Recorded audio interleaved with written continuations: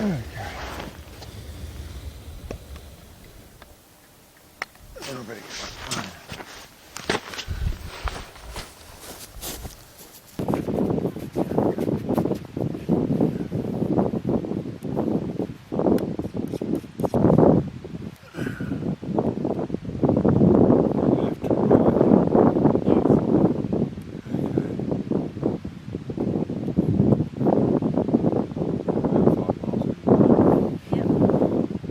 Wind 2 to 3 mile an hour.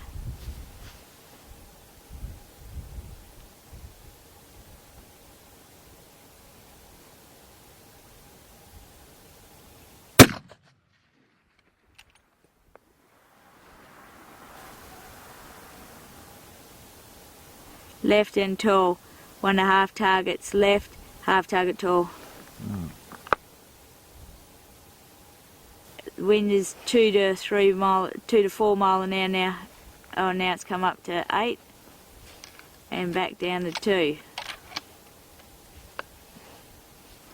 So I can't see the flag. Wind at the moment 6 to 8 mile an hour, left to right.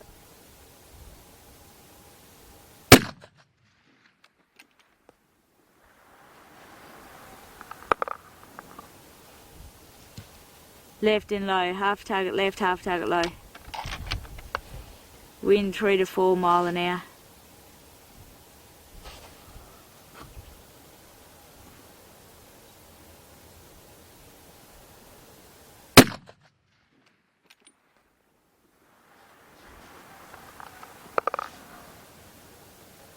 Left and low, half target left, 1.5 targets low.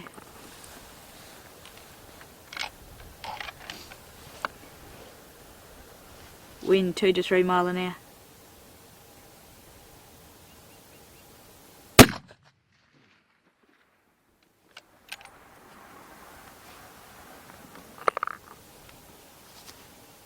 Might have hit the frame, there was a tiny bit of dust like a jolt, bottom left, plate's clean.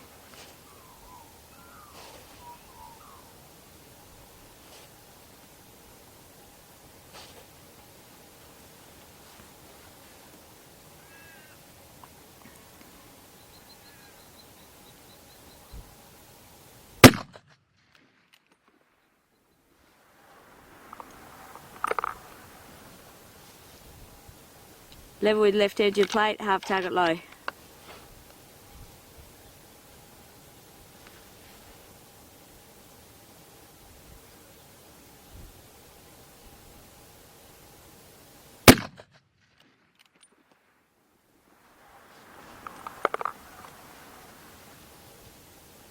Straight over truck, 12 o'clock, just over the top edge.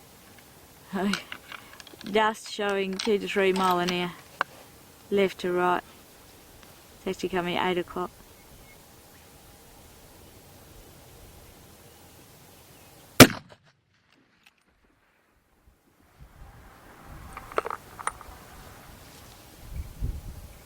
A little bit tall, half target left, level with top edge of plate.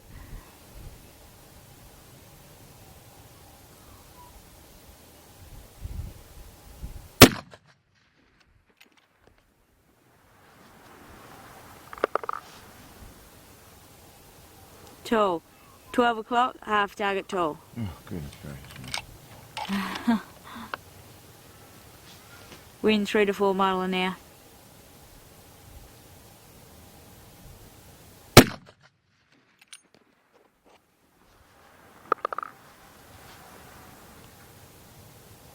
Oh, dust directly behind target. Man, that must have been close.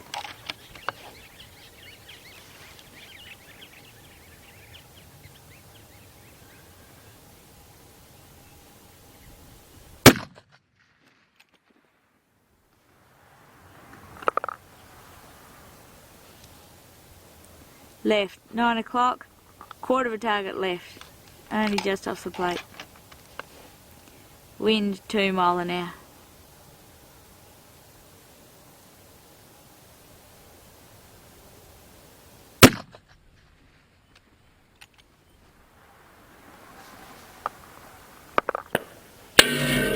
Hit, top right corner.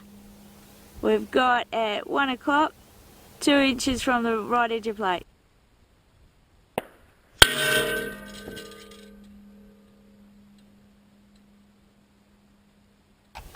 Okay. Oh, let's go again. That's good. Yeah, got it on there.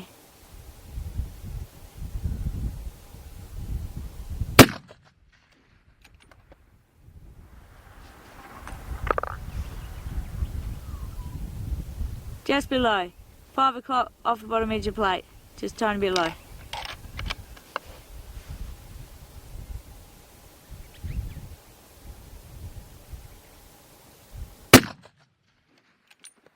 Should be a tiny bit low too, actually. Oh, dust behind target. Looked like it went over top. Oh, really? 12 o'clock. Yeah.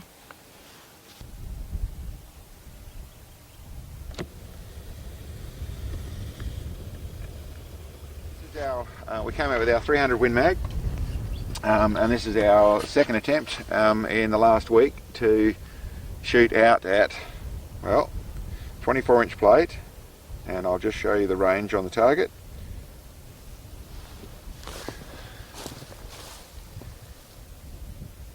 .306 yards.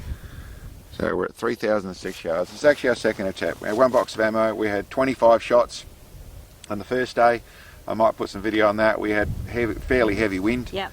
And we got pretty close, but I decided no, it's not going to happen that day. I'm not just going to keep on pounding away. Very good first shot on that. So that we're nearly on there, but then with moving wind very hard. On target.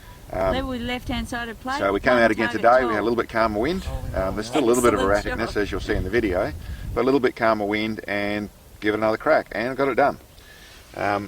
We hit it on about the I think out of the 25 shots in there, we hit it on about the 12th shot or the 15th shot. Got us on the target, got us all dialed in, got it working there, working with a very right back down at 6.5 power. I have not tried to set this rifle up for this shot, so I've not got an adjustable base. I've just got the full 120, well, I've got 128 minutes of adjustable internal elevation adjustment in this scope, and then I'm using holdover. So I'll put on a little snap of the actual holdover what I'm looking at, but I'm right back 6.5 power, so it's pretty hard work getting the shot done.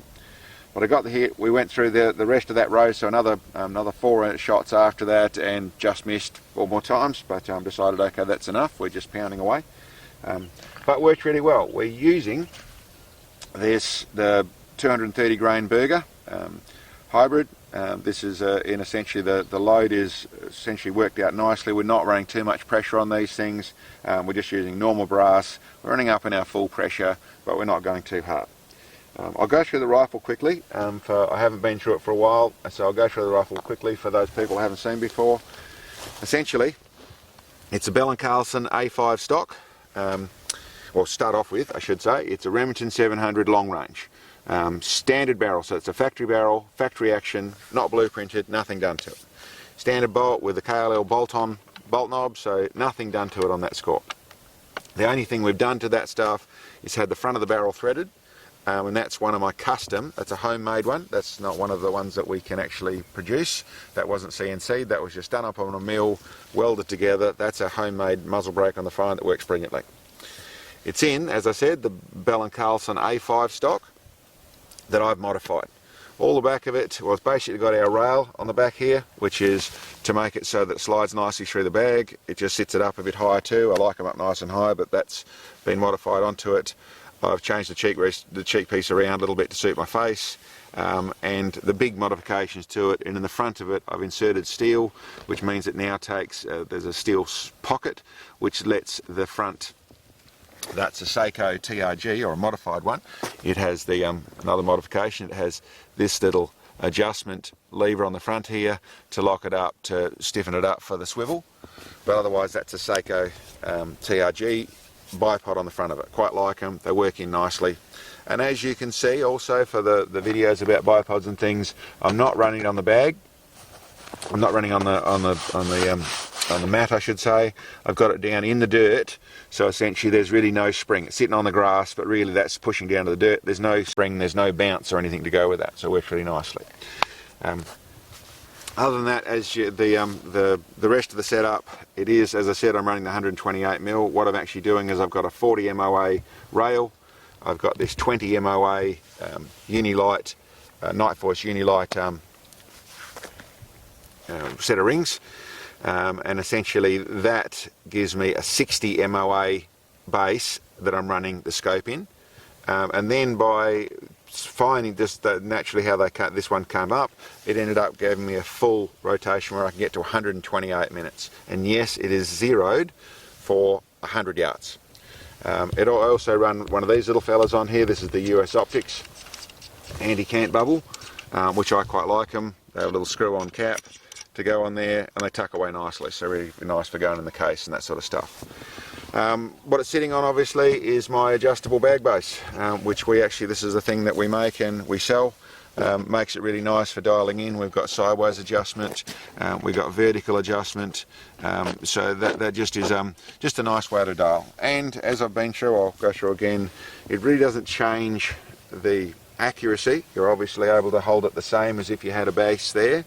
The difference is in shooting without this sort of base, you're generally, with this bag, you're squeezing your back. You're squeezing it all the time in and out, and especially in this sort of shot, where it wasn't just a one-shot hit. We're very close to start off with, but we're still working in it. We're dealing with a very small holdover, and that sort of takes a few shots.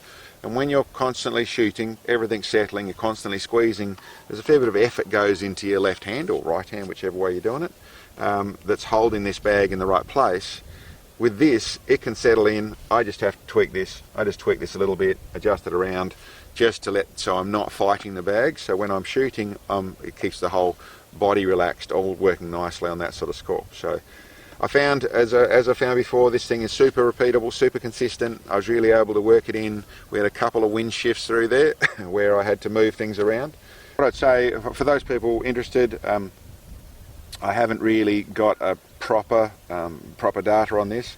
I worked out I needed approximately 217 minutes of elevation, but because I'm using holdover, and it's the reason I like to use a second focal plane scope, I've dialed right back, which gives me a lot more reticle. As you'll have seen in that little clip, there's a lot more, essentially it gives me a lot more, the target's a lot smaller in reference to the reticle, and it means I can then use a lot more holdover with it.